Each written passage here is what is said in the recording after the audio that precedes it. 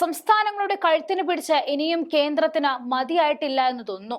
ഞെരുക്കി ഞെരുക്കി അവസാനം ഇല്ലാതാക്കുമോ എന്ന ഭയം മാത്രമാണ് ബാക്കിയുള്ളത്.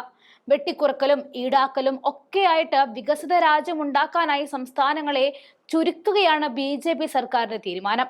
സംസ്ഥാനങ്ങളെ ദാരിദ്ര്യത്തിൽ നിന്നും അതിദാരിദ്ര്യത്തിലേക്ക് എത്തിച്ചിട്ട് എങ്ങനെയാണ് വികസിത രാജ്യമെന്ന സ്വപ്നം നേടിയെടുക്കുക എന്ന് മാത്രം അറിയില്ല. ഇപ്പോൾ വെക്കുന്ന പാര വിഹിതം വെട്ടിക്കുറിച്ചുകൊണ്ടുള്ളതാണ്.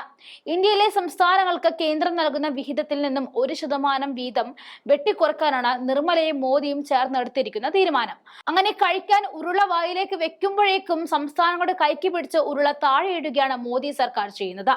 10 നിന്നും 15 ഭരണം കിട്ടിയപ്പോൾ തനിക്കൊണം പുറത്ത് കാണിച്ചു തുടങ്ങി. കേന്ദ്ര നികുതി വരുമാനത്തിൽ നിന്നും സംസ്ഥാനങ്ങൾക്ക് നൽകുന്ന വിഹിതം വെട്ടിക്കുറയ്ക്കാൻ കേന്ദ്ര സർക്കാർ ശ്രമിക്കുന്നതായിട്ട് റിപ്പോർട്ട് വന്നതോടുകൂടിയാണ് കാര്യം എല്ലാവർക്കും പിടികിട്ടിയത്. ഇന്ത്യൻ ധനകാര്യ കമ്മീഷന് മുന്നിൽ കേന്ദ്ര സർക്കാർ നിർദ്ദേശം സമർപ്പിക്കുമെന്നും റിപ്പോർട്ട് ചൂണ്ടിക്കാട്ടുന്നു. 2026-27 സാമ്പത്തിക വർഷം മുതൽ നടപ്പിലാക്കുന്നതിനായിട്ട് സാമ്പത്തിക വിദഗ്ധർ അരവിന്ദ് പനഗിരിയുടെ നേതൃത്വത്തിലുള്ള പാനൽ ഒക്ടോബർ 31-നകം ശുപാർശകൾ സമർപ്പിക്കും.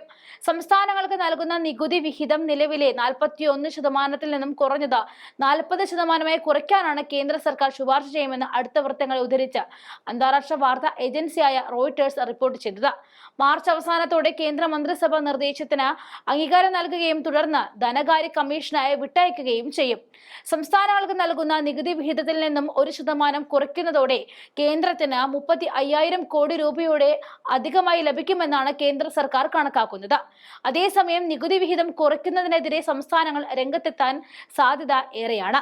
നിലവിൽ കേരളം, തമിഴ്നാട് തുടങ്ങിയ സംസ്ഥാനങ്ങൾ നികുതി ഘടനയിൽ അതൃപ്തരാണ്. അതിനിടയിൽ ലഭിച്ചുകൊണ്ടിരിക്കുന്നതിൽ നിന്നും കുറവുണ്ടായാൽ വലിയ എതിർപ്പിന് കാരണമുണ്ടാക്കും. സംസ്ഥാനങ്ങൾക്ക് നൽകുന്ന നികുതി വിഹിതം 20% ആയിരുന്നത് 41%ആയി 1980-ലാണ് വർദ്ധിപ്പിച്ചത്. നികുതി വരുമാനം പങ്കുവയ്ക്കുമ്പോൾ സംസ്ഥാനത്തിന്റെ ജനസാന്ദ്രത കണക്കാക്കുമെന്നും 16-ാം ധനകാര്യ കമ്മീഷനോട് കേരളം ആവശ്യപ്പെട്ടിരുന്നു. 2024-25 കേന്ദ്ര സർക്കാരിന്റെ ധനക്കമ്മി മൊത്ത ആഭ്യന്തര ഉൽപാദനത്തിന്റെ 4.8%. സംസ്ഥാനങ്ങൾക്ക് ദേശീയ GDP-യുടെ 3.2% ധനക്കമ്മിയുണ്ട്. സാമ്പത്തിക വ്യവസ്ഥയിലെ മൊത്തം സർക്കാർ ചെലവിന്റെ 60%-ലധികം പങ്ക് സംസ്ഥാനങ്ങൾക്കാണ് വഹിക്കുന്നത്. ആരോഗ്യം, വിദ്യാഭ്യാസം തുടങ്ങിയ സാമൂഹിക അടിസ്ഥാന സൗകര്യങ്ങൾക്കാണ് സംസ്ഥാനങ്ങൾ കൂടുതൽ ചെലവാക്കുന്നത്. 2017 ജൂലൈയിൽ ദേശീയ ചരക്ക് സേവന നികുതി നടപ്പിലാക്കിയതിനു ശേഷം സംസ്ഥാനങ്ങൾക്ക് വരുമാനം സമാഹരിക്കുന്നതിൽ പരിമിതമായ അധികാരം മാത്രമാണുള്ളതെന്നും വിമർശനങ്ങൾ ഉയർന്നിരുന്നു.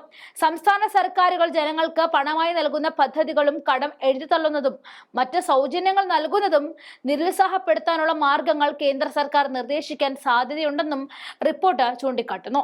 പട്ടിണി പാവങ്ങളുടെ വയറ്റിത്തടിച്ച് ഈ കേന്ദ്ര സർക്കാർ എന്ത് നേടുമെന്നാണ് മനസ്സിലാകാത്തത്.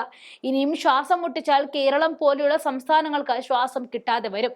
അതാണ് അവർക്ക് വേണ്ടതും. കാരണം കേന്ദ്രം ഭരിക്കുന്ന പാർട്ടി അധികാരമുള്ള സംസ്ഥാനങ്ങൾക്ക് വാരിക്കോരി നൽകിയും അവർക്കിടമില്ലാത്തടുത്ത് ബുദ്ധിമുട്ടിച്ചും ഒരു ഞെരുക്കൽ മാർഗത്തിലൂടെ ഭരിക്കാമെന്നാണ് BJP-യുടെ മോഹം.